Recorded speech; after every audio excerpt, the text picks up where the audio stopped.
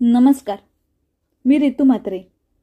Doctor Prabhakar Dandavate यांच्या भारतीय शिक्षणाची कथा आणि व्यथा या पुस्तकातील काही सारांश वाचन मी आपणासमोर करणार आहे.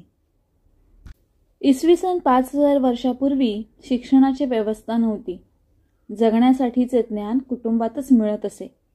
कुटुंब संस्था पुरी पडू लागली आणि पालकांना आपली मुले योग्य प्रकारे शिकावीत असे वाटू लागले. या इच्छेतूनच गुरुकुल शिक्षण प्रणाली उदयास आली. एखादे मूल आपल्या घरापासून दूर एका अशा ठिकाणी ठराविक काळासाठी गुरूंच्या सानिध्यात उद्दिष्ट प्राप्तीसाठी आणि विशिष्ट शिक्षण घेत असेल त्यास औपचारिक शिक्षण असे म्हणतात. ऋग्वेदा अगोदर कोणतीही शिक्षण पद्धती नव्हती. वैदिक काळात औपचारिक शिक्षण गुरुकुलात होत असे. पूर्व वैदिक काळात शिक्षणाचे दोन भाग होते, एक प्राथमिक शिक्षण आणि एक उच्च शिक्षण. पूर्व वैदिक काळात ब्राह्मणाचे वर्चस्व नव्हते. पूर्व वैदिक काळात वयाच्या 5व्या वर्षी गुरुकुलात प्रवेश मिळत असे. गुरुकुलाचे प्रमुख पुरोहित होते. सर्व जातींच्या मुलांना शिक्षण अनिवार्य होते. श्रवण मनन यावर भर दिला जात असे. त्या काळी मुद्रण कला अवगत नव्हती. विद्यार्थ्यांवर बरीच बंधने होती. हजामत न करणे, उपवास करणे, खोटे न बोलणे, गुरुसमोर न बसणे, स्त्री संपर्क वर्ज्य असणे व ही बंधने न मानल्यास शिक्षाही होती. धमकावणे, गार पाण्याने स्नान करणे, हातावर छडी मारणे इत्यादी. वेदांचा अभ्यास करणे, व्याकरण, ज्योतिष यांचा अभ्यासक्रम होता. शिक्षण निशुल्क होते. गुरुदक्षिणा होती. ती शेत, गाय, घोडा, छत्री अशी गुरुदक्षिणा होती. स्त्रियांना शिक्षणाचा अधिकार नव्हता, पण परीक्षा नव्हती. ब्राह्मणकालीन शिक्षण. पूर्व वैदिक काळानंतरच्या काळास उत्तर वैदिक काळ म्हणतात. शिक्षणासाठी 3 संस्कार महत्त्वाचे: विद्यारंभ, उपनयन आणि समावर्तन. विद्यारंभ हा संस्कार घरी केला जातो, तर उपनयन हा वैदिक पद्धतीने केला जातो. दीक्षांत समारंभ हा समावर्तन संस्कारात येतो. ब्राह्मण काळातील शिष्यांची कर्तव्ये: गायी चरायला नेणे, समिधा आणणे, पाणी भरणे, यज्ञाची कामे करणे, भिक्षा मागणे, रोज गायत्री मंत्र म्हणणे. तसेच गुरुसमोर न बसणे, भोजन करताना न बोलणे, गुरुला देवासारखे मानणे ही शिष्यांवरील बंधने होती. धार्मिक साहित्य लिपिबद्ध करणे हे पाप मानले जायचे. त्यामुळे पाठांतरावर जास्तीत जास्त भर दिला जायचा. त्या काळी परीक्षा नव्हती. उपनिषद काळ. उपनिषद काळात चारित्र्य धर्म यांना महत्त्व होते. स्त्रिया, शूद्र यांना अधिकार नव्हता. बहुपत्नीत्व पद्धत होती. उपनिषद काळातील गुरूंचे प्रकार: आचार्य, यज्ञ, विद्या, वेद, उपनिषद शिकवतात ते. उपाध्याय, वेदांवर जगतात ते. ऋत्विज, होम हवन करतात ते. गुरु, शास्त्राप्रमाणे विधी करतात ते. शिक्षा गुरु, शास्त्र शिकवतात ते. दीक्षा गुरु, विद्यार्थ्यांना घरी ठेवून शिकवतात ते. कुलपती, 10,000 विद्यार्थ्यांना अन्न वस्त्र देऊन शिकवतात ते. विद्यार्थ्यांवर लक्ष ठेवणे, पालनपोषण करणे, शिकवणे, औषधे देणे ही गुरूंची कर्तव्ये होती. तर लवकर उठणे, झाडलोट करणे, समिधा गोळा करणे, पाणी भरणे, कपडे धुणे, होम करणे, भिक्षा मागणे ही विद्यार्थ्यांची कर्तव्ये होती. प्राणीहत्या न करणे, चैनन न करणे, स्त्री संपर्क वर्ज्य करणे, पादत्राणे न घालणे, नाच, गाणे, जुगार हे सर्व वर्ज्य करणे, खालच्या आसनावर झोपणे, गुरुदक्षिणा देणे, न नटणे, गुरूंच्या पुढे चालणे, गुरुपुत्रास मान देणे, गुरुपत्नी स्नान न घालणे, अंगाला तेल न लावणे इत्यादी विद्यार्थ्यांवर बंधने होती. उपनिषदकालीन शिक्षण संस्था. उपनयनानंतर गुरुकुलात प्रवेश मिळत असे. गुरुकुलात 12 वर्ष गुरुगृही राहून अभ्यास करावा लागत असे. गुरुकुलात गुरुचे पूर्ण नियंत्रण असे. त्या काळी लेखनकला विकसित झाली होती. उपनिषद काळात जीवनोपयोगी शिक्षण दिले जात असे. पण या काळात स्त्रियांवर बंधने जास्त आली. सूत्रकालीन शिक्षण. या काळात ब्राह्मणाचे वर्चस्व वाढले. ध्येय, व्यक्तिविकास, स्वाभिमानाने जगणे, चोरी न करणे इत्यादी शिक्षण या काळात दिले जायचे. रामायणकालीन शिक्षण. रामायणकालीन सार्वत्रिक स्थिती. या काळात कुटुंब संस्था विकसित झाली होती. तसेच संयुक्त कुटुंब पद्धती होती. स्त्रियांचे अधिकार फार कमी होते. जी स्त्री वांस तिचा 10 वर्षांनी त्याग केला जायचा. ज्या स्त्रीस फक्त मुली तिचा 13 वर्षांनी त्याग केला जायचा. ज्या स्त्रीची सर्व मुले मेली तिचा 15 वर्षांनी त्याग केला जायचा व जी स्त्री भांडखोर होती तिचा लगेच त्याग केला जायचा. शूद्रास शिक्षणाचा अधिकार नव्हता. विशिष्ट कुळातील पुरुष विद्यालय चालवीत. धर्मशास्त्र, इतिहास, पुराणे, ज्योतिष, संगीत, नृत्य, शिल्प, वित्तकला, अर्थकला, अर्थशास्त्र, वैद्यकशास्त्र हा अभ्यासक्रम त्या काळी होता. लवकर उठणे, गुरूंची कामे करणे, यज्ञांची कामे करणे, रात्री प्रार्थना करणे ही गुरुकुलातील विद्यार्थी जीवन होते. त्या काळचे स्त्री जीवन हालाकीचे होते. त्या काळी मुलींचा त्याग केला जात असे. आत्मत्याग, पातिव्रत्य तसेच राजकीय कामासाठी वेश्यांचा वापर केला जात असे. महाभारतकालीन शिक्षण. महाभारत हा इतिहास इसवी सन पूर्वी 3000 वर्षापूर्वीचा. त्या काळी चातुर्वर्ण्यांसाठी आधारलेली कोणताही पुरुष कोणत्याही स्त्रीशी लग्न करीत असे. वर्णाप्रमाणे काम, केवळ ब्राह्मण म्हणून मान असे नाही, ही त्या काळची सामाजिक स्थिती. महाभारतकालीन शिक्षण शीलसंवर्धन, व्यक्तिविकास, सामाजिक जाणीव रुजवणे, ज्ञानप्राप्ती इत्यादी होते. तत्वज्ञान, धर्मशास्त्र, व्याकरण, संगीत, नृत्य, राजनीती, व्यापारशास्त्र, अर्थशास्त्र, अश्वारोहण, वेदांचा अभ्यास, पुराण हा अभ्यासक्रम होता. लेखनकलेचा फारसा विकास त्या काळी झाला नव्हता. आश्रम पद्धती व गुरुकुल पद्धती होती. गुरुकुलानंतरची पायरी आश्रम. उपनयनानंतर तेथे प्रवेश मिळत असे. खाजगी शिक्षण संस्था होत्या. कुटुंब, गुरुकुल, मठ, विहार, मंदिर, वादविवाद मंडळ, परिषद, विद्यालय, आश्रम, जैन केंद्र, बौद्ध मठ इथे खाजगी शिक्षण दिले जात असे. प्राथमिक शिक्षण देणाऱ्या शिक्षकास द्वारकाचार्य म्हणत. लाकडी फळीवर, पाटीवर, वाळूवर काठीने ते लिहित. व्याकरण, गणित, छंदशास्त्र, मुळाक्षरे, जोडाक्षरे, बाराखडी, समास हा अभ्यासक्रम होता. बौद्धकालीन शिक्षण. वैदिक काळात कर्मकांडांना महत्त्व फार आले. अंधश्रद्धेला ऊत आला. धर्माच्या नावाखाली जनतेची लूट सुरू झाली. स्पृश्य अस्पृश्य वाद बोकाळला. लोकांना समतावादी धर्म हवा होता. त्यातूनच बौद्ध धर्म जन्माला आला. त्या काळी भिक्ष नियंत्रणाखाली शिक्षण घेत. कर्मकांडाची जरुरी नव्हती. धर्म, औदार्य, समानता, क्षमा, दया, शांती ही मूल्ये महत्त्वाची मानली गेली. 18 वर्षावरील व्यक्तीस या संघात प्रवेश मिळत असे. गुन्हेगार, सैनिक, दास, कर्जबाजारी, नपुसक यांना प्रवेश नसे. झाडाखाली झोपणे, गोमूत्र पिणे, भिक्षा मागणे, स्त्री संबंध न ठेवणे, चोरी, हत्या न करणे हे संघाचे नियम होते.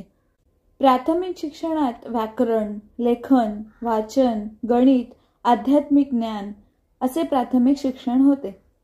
त्या काळी पुस्तके नव्हती. शिक्षण सर्वांसाठी होते.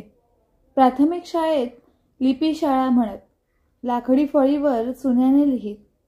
प्राथमिक शिक्षकास द्वारकाचार्य म्हणत. शिक्षणाचे माध्यम पाली भाषा ही होते. उच्च शिक्षणात तत्वज्ञान, न्यायशास्त्र, संस्कृत, पाली आणि शिवणकाम होते. अभ्यासक्रमाचे 2 प्रकार, धार्मिक आणि लौकिक. धार्मिक अभ्यासक्रमात फक्त बौद्ध भिक्षूंसाठी होता व लौकिक इतरांसाठी. सामान्यांसाठी विद्यालये होती. 1 बौद्ध मठ आणि 2 गुरुकुल. विहार, मठ, घर, मंदिर आणि झाडाखाली प्राथमिक शिक्षण केंद्रे होती. स्त्रियांना तिथे प्रवेश नव्हता, तो नंतर दिला. स्त्रियांसाठी स्वतंत्र व्यवस्था होती. देखरेखीखाली मार्गदर्शन दिले जात असे. त्या काळी बालविवाह प्रथा होती. बौद्धकालीन शिक्षणाची देणगी. सामान्यांसाठी विद्यालय आली, तांत्रिक शिक्षण आले, सामूहिक शिक्षण व्यवस्था झाली, शिक्षणाची समान संधी सार्वजनिक झाली. प्राथमिक शिक्षणात चातुर्वर्ण्य मान्य नव्हते. शिक्षण सेवेसाठी नैतिकतेला महत्त्व फार आले, पण या वैशिष्ट्यांबरोबरच काही दोषही निर्माण झाले. मठ, विहार, व्यभिचार केंद्रे, धर्माचे शिक्षण साधन, गृहस्थ जीवन उदास झाले, युद्धकलेकडे दुर्लक्ष झाले. जैनकालीन शिक्षण, कर्मकांड, संस्कृत भाषा, ब्राह्मणांचे वर्चस्व, स्त्रिया शूद्रांवर अन्याय, तत्त्वे वेद न मांडणे, ईश्वर न मांडणे, रात्री जेवण न करणे असे जैन काळात दिसून येते. जैन प्रणाली साधन, फिरती विद्यालय. जैन गुरुकुलात 8व्या वर्षी प्रवेश मिळत असे. धनिक मदत करीत. गुरुकुलात आश्रम असत.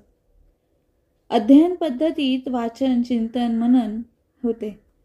तसेच औद्योगिक शिक्षणाकडे दुर्लक्ष, प्रसार फारसा झाला नाही. शिक्षण सक्तीचे व मोफत होते. हे दोष जैनकालीन शिक्षणात होते. मुसलमानकालीन शिक्षण. प्रसंगी तलवारीने शिक्षणाचा प्रसार केला जात असे. इसवी सन 1206 मध्ये राजवटीस प्रारंभ झाला. 557 वर्षे त्यांनी राज्य केले. धर्माचा प्रसार करणे हे त्यांचे ध्येय. शिकले पाहिजे. शिक्षणाने मनुष्य सुसंस्कृत होतो. अभ्यासक्रम हा प्राथमिक आणि उच्च होता. प्राथमिक अभ्यासक्रम मक्तबा, खानगाई, दरगाई, कुराणशाळा. शासकीय स्तरावर शिक्षण नव्हते. उच्च शिक्षण मदरसा येथे दिले जायचे. कुराण इस्लाम शिक्षण.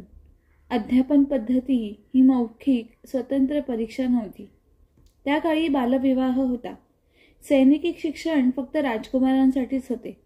तांत्रिक, वैद्यकीय शिक्षण व ललित कलाही होते. पण पाठशाळेची स्थिती अत्यंत वाईट होती. मुसलमानी शिक्षण पद्धती. व्यवहारोपायी उमेदवार पद्धत. शिक्षण देताना हिंदू मुसलमान भेद मानित. मोफत शिक्षण होते. इतिहास लिहिण्यास त्या काळी सुरुवात झाली. ऐहिकतेच्या मागे राजाच्या मर्जीवर शिक्षण हे दोष होते. त्यासाठी लाथ मारणे, वेताने मारणे, मुर्गा बनवणे, मानेवर वीट ठेवणे, झाडावर उलटे टांगणे, क्रूर प्राण्यांबरोबर खोली बंद करणे किंवा पोत्यात बंद ठेवणे ह्या शिक्षा होत्या. आणि यात विशेष म्हणजे उर्दूंचा विकास झाला. मोफत शिक्षण मिळाले. कलेचा सुवर्ण काळ आला. निवास, भोजन मोफत मिळत असे. East India company. व्यापाराकरिता आलेल्या परकीयांनी आपले तख्त काबीज केले. 17 मे 1498 रोजी कलकत्ता येथे वास्को दी गामा यांनी नांगर टाकला. 1602 साली ईस्ट इंडिया कंपनी भारतात आली. कंपन्या स्पर्धा सुरू झाली. कंपनीला स्थिरता आल्यावर शिक्षणाचे कार्य सुरू केले. ईस्ट इंडिया कंपनीचे कार्य चालू असल्याने मिशनऱ्यांचे कार्य चालू होते. ख्रिस्ती धर्माचा प्रचार व प्रसार अधिक प्रमाणावर होऊ लागला. भारतात आधुनिक शिक्षणाचा पाया मिशनऱ्यांनी घातला. 1542 साली कोचीन येथे सेंट फ्रान्सिस ही प्राथमिक शाळा उघडली. तसेच 1575 साली गोव्याला कॉलेजही उघडले. डच मशिनऱ्यांनी शाळा काढली, तर ब्रिटिश मशिनऱ्यांनी गोवा, मद्रास, मुंबई येथे शाळा काढल्या. या संस्थांना ईस्ट इंडिया आर्थिक मदत करीत असे. ग्रॅट हा आधुनिक शिक्षणाचा जनक होता. 1813 सालच्या आज्ञापत्रात भारतीय शिक्षण कंपनीची जबाबदारी शिक्षणास कंपनीने आर्थिक मदत करावी, 1 लाख शिक्षणावर खर्च करावे. मॅकॉले उच्च वर्गाला शिक्षण दिले तर ते झिरपेल असे पत्रात होते. वूडचा खलिता. भारतात शिक्षणाची आवश्यकता देशी भाषेबरोबरच इंग्रजी, फारशी, संस्कृत या भाषांना महत्त्व आले. इंग्रजी भाषा ही राष्ट्रभाषा. शाळांना अनुदान देणे, विद्यापीठ स्थापन करणे, शाळांचे निरीक्षण करणे, लोकांसाठी संस्था काढणे, मुलींच्या शाळेला अनुदान देणे, पुस्तके प्रकाशित करणे, व्यवसाय, शाळा सुरू करणे, मुसलमान समाजाकडे लक्ष देणे इत्यादी. सारांश. शिक्षण जबाबदारी ही सरकारची. ज्ञान देणे, नोकरी देणे, पण माध्यम इंग्रजी. संस्कृत, अरबी, फारशी या भाषांकडे लक्ष देणे. प्रत्येक प्रांतासाठी शिक्षण संचालक नेमणे. विद्यापीठ स्थापना ही मुंबई आणि मद्रास, कलकत्ता येथे झाली. अनुदानासाठी संस्था लोकांची असायला हवी. स्त्री शिक्षणास प्रोत्साहन द्यायला हवे. शिक्षण, रोजगार यांची सांगड घालायला हवी. सरकारी नोकरीत इंग्रजीस प्राधान्य द्यायला हवे. या खलित्यातील सूचना त्यांनी स्वीकारल्या. पण त्यातील गुणदोषही होते. शिक्षणाचे ध्येय स्पष्ट आणि प्रशिक्षणाचा विचार तसेच प्राथमिक ते उच्च शिक्षणाचाही विचार व्हायला हवा. त्यासाठी अनुदान द्यायचे ठरले. शिक्षण शासनाची जबाबदारी आहे. महाविद्यालयास अनुदान दिले तर प्राथमिक शिक्षणाकडे दुर्लक्ष होते. मग अनुदानामुळे शाळांना फायदा काय होणार? त्यामुळे खाजगी स्वायत्तेचा अंत झाला. भारतीय शिक्षणास विदेशी रूप आले. इंग्रजी माध्यमाने अडचणी निर्माण झाल्या आणि इंग्रजांचे राज्य आले. इंटर कमिशन 1882 ते 1883. इंटर कमिशनमध्ये प्राथमिक शिक्षणाचा प्रसार करणे, लिहिता वाचता येणाऱ्यास शिक्षक नेमणे तसेच भारतीय भाषा हे माध्यम असणे असे प्राथमिक शिक्षण जबाबदारी नगरपालिका, जिल्हा परिषद, लोकल बोर्डावर सोपवणे. पण सरकारने यापासून दूर राहावे अशा शिफारशी इंटर कमिशन ॲक्टमध्ये करण्यात आल्या. त्यानुसार शाळेचे व्यवस्थापन अभ्यासक्रम परिस्थितीनुसार असावा, पाठ्यपुस्तक निवडीचा अधिकार असावा, मातृभाषेचा अधिकार असावा असे शाळेचे व्यवस्थापन करण्यात आले. Lord Curzon 1899. याच वेळी 1898चे आंदोलन सुरू होते. शिक्षणाची स्थिती वाईट होती. शैक्षणिक संस्थांवर कडक नियंत्रण आले, पण गुणवत्तेला महत्त्व प्राप्त झाले.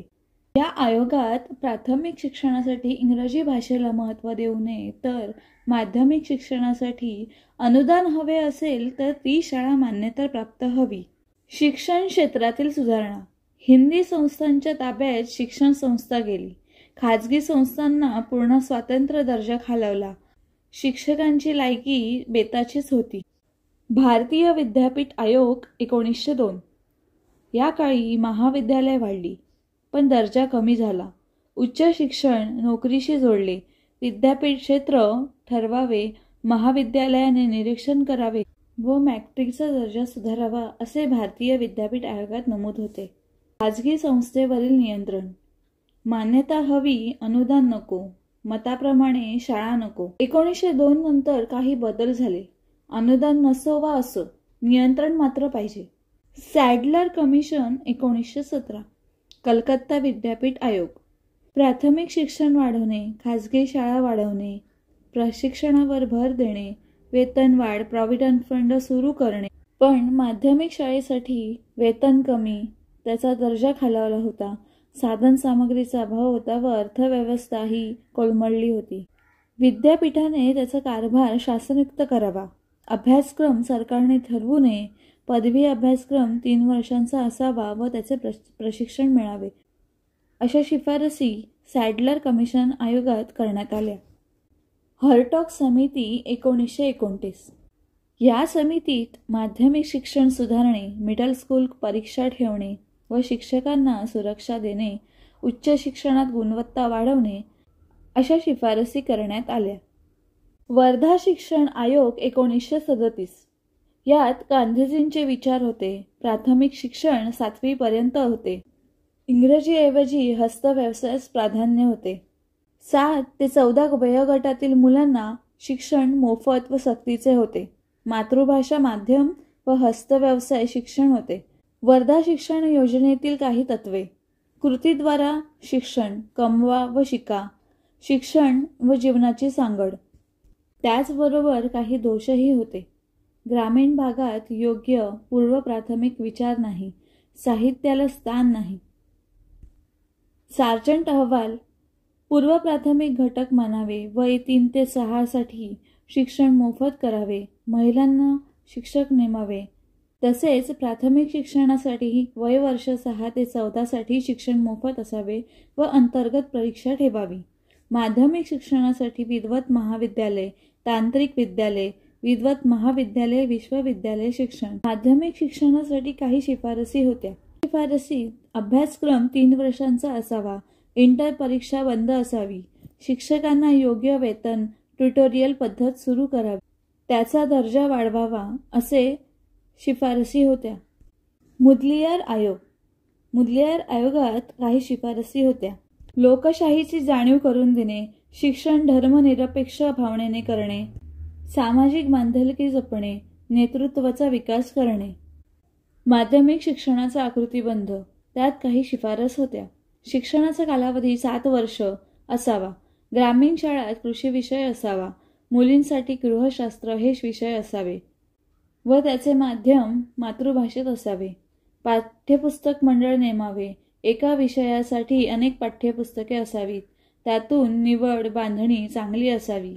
अध्यापनात व्यक्तिविकास, शिक्षण साधन, चारित्र्य निर्मिती, शिस्त, वस्तुनिष्ठ प्रश्न व त्याचे प्रशिक्षण 2 वर्षांसाठी असावे. शिक्षकांचा दर्जा, योग्य वेतन. माध्यमिक शिक्षक हा पदवीधर असावा. शिकवणीवर बंदी. साठी शिक्षक निरीक्षक नेमावे. अशा शिफारसी होत्या. कोठारी कमिशन 1964 ते 1966 यासाठी पंचमुखी कार्यक्रम आखण्यात आला. शिक्षण उत्पादकता, शिक्षण विकासाचे साधन, भाषाविषयक धोरण याचा आकृतीबंध व शिक्षकांचा दर्जा सुधारावा. राष्ट्रीय धोरण 1986 या धोरणात काही शिफारसी करण्यात आल्या.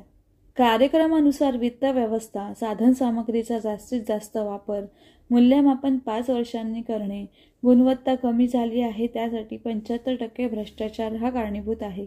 सुधारित राष्ट्रीय धोरण 1992 सुधारित राष्ट्रीय धोरणाचे मूल्यमापन केले असता धोरण चांगले पण उपयोगी नाही. प्रशासनावर भर दिला गेला. दर्जाहीन संस्था फोफावल्या गेल्या.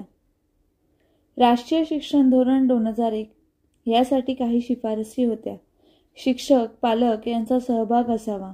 विद्यार्थ्यांना सक्षम बनवणे या आयोगात शिफारसी करण्यात आल्या. बालकाचा शिक्षणाचा हक्क 2009 प्राथमिक शिक्षण हे 1ली ते 8वी पर्यंत असावे. नजीकच्या शाळेत मोफत व सक्तीचे शिक्षण मिळवण्याचा अधिकार बालकांचा आहे. बालकास त्याच्या वयानुसार शाळेत प्रवेश मिळायला हवा. दुसऱ्या शाळेत दाखला हस्तांतरित करायचा अधिकारही त्याला हवा. शाळेतील प्रवेशास नकार न देणे, बालकास मागे ठेवण्यास प्रतिबंध असणे, त्रास देण्यास प्रतिबंध असणे, शिक्षकाचा अशैक्षणिक कामासाठी प्रॉपर प्रतिबंध असणे. सर्व शिक्षा अभियान. प्रगत शैक्षणिक महाराष्ट्र 2015 ते 2016 सिंधुदुर्ग जिल्ह्याचा रिपोर्ट हा चांगला लागला. सोलापूर जिल्हा मागे राहिला. या अहवालात 40 पेक्षा कमी गुण. कृती कार्यक्रम असावा. प्रशिक्षण वर्ग आयोजित करणे, शिक्षकांना स्वातंत्र्य देणे, पर्यवेक्षण व्यवस्थित करणे, वरिष्ठांच्या भेटी वाढवणे व शिक्षकांना सन्मानित करणे. शिक्षणाची व्यथा. अन्यायातील घटक. स्त्री. उपनिषद काळात स्त्रींवर अधिक बंधने होती. न स्त्री स्वातंत्र्य हेती. रामायण काळात मुलीला टाकून देणे. वान स्त्री असेल तिचा 10 वर्षांनी त्याग केला जात असे. सर्व मुले ज्या स्त्रीची मेली तिचा 15 वर्षांनी त्याग केला जात असे.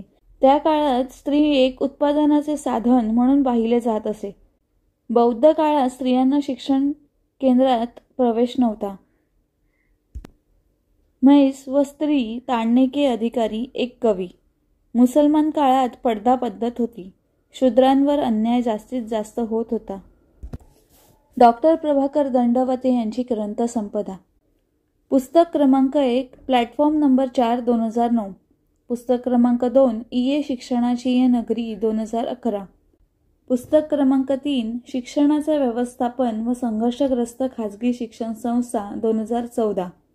पुस्तक क्रमांक 4 शिक्षणाची गुणवत्ता 2016. पुस्तक क्रमांक 5 भारतीय शिक्षणाची कथा व व्यथा 2018. पुस्तक क्रमांक 6 समग्र डॉक्टर प्रभाकर दंडवते 2018. पुस्तक क्रमांक 7 न भूतो न भविष्यती मुंबापुरी एक नगरी 2020. पुस्तक क्रमांक 8 नीरा भीमा संगम तीरे श्री क्षेत्र नीरा नरसिंहपूर 2022. धन्यवाद.